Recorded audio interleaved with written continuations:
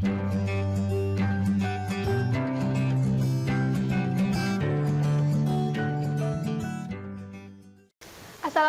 warahmatullahi wabarakatuh.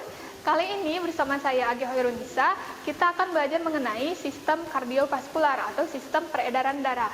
Nah, ini merupakan materi dari kelas 11 semester pertama.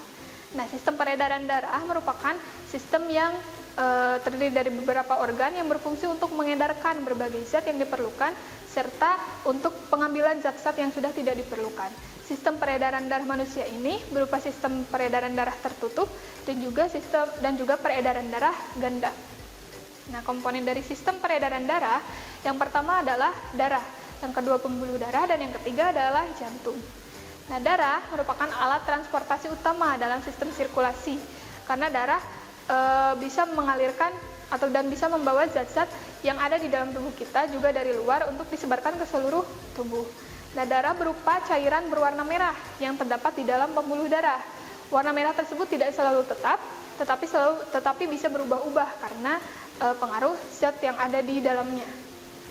Nah, ada beberapa jenis atau beberapa komponen di dalam darah. Yang pertama adalah sel-sel darah. Nah, sel-sel darah ini terdiri dari 3 jenis juga.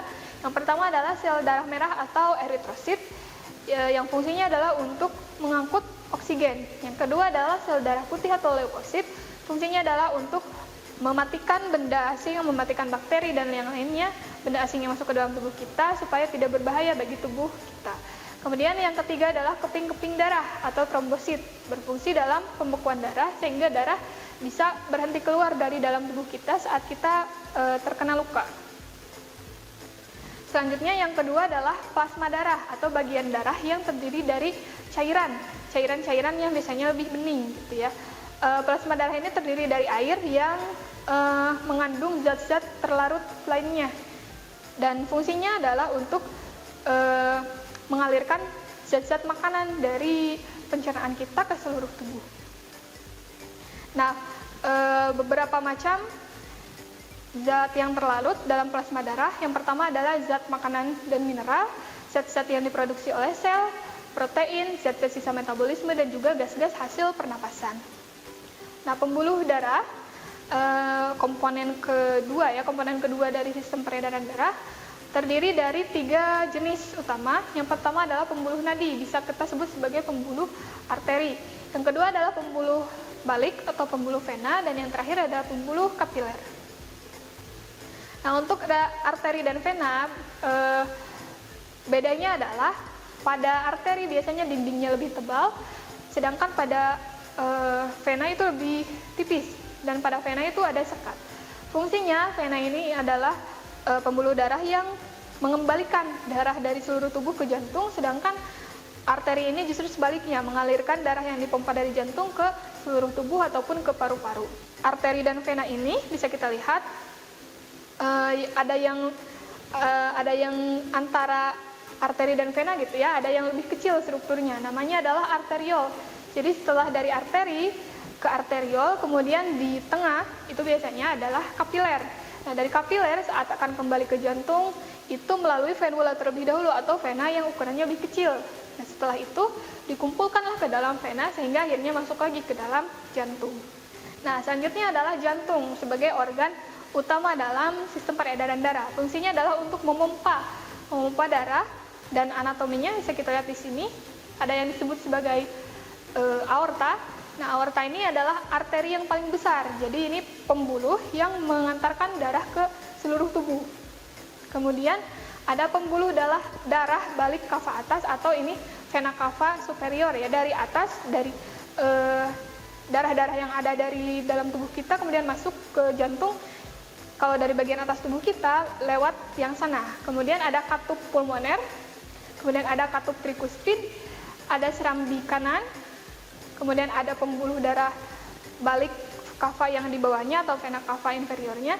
Kemudian ada arteri koroner, ada bilik kiri, ada bilik kanan, kemudian ada otot-otot di sana, ada katup mitral, ada serambi kiri, dan juga ada arteri pulmonalis. Nah, jantung merupakan organ muskuler atau organ yang dipenuhi oleh otot ya, dapat berkontraksi secara ritmis, artinya secara teratur dan berfungsi memompa darah dalam sistem sirkulasi. Secara struktural, dinding terdiri dari 3 lapisan, yaitu endokardium, ada miokardium, dan perikardium.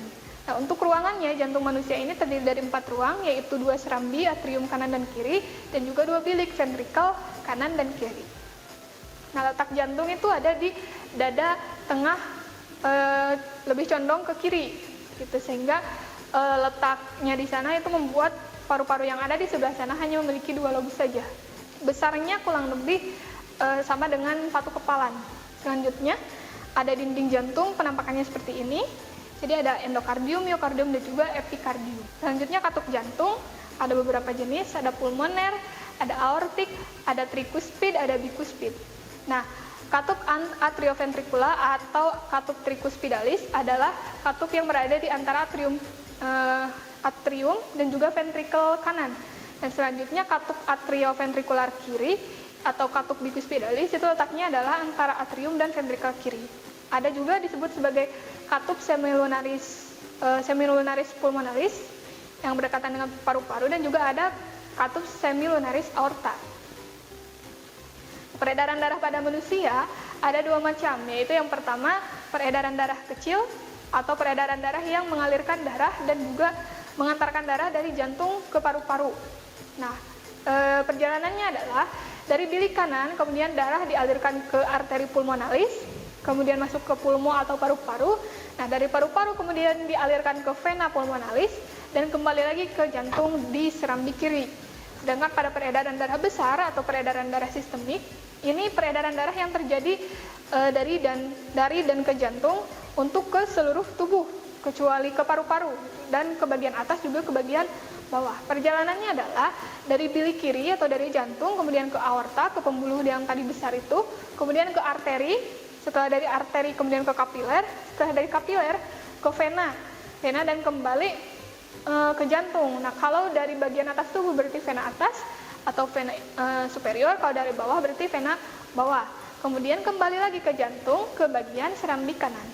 Nah, ini salah satu gambar yang menunjukkan aliran-aliran darahnya ya.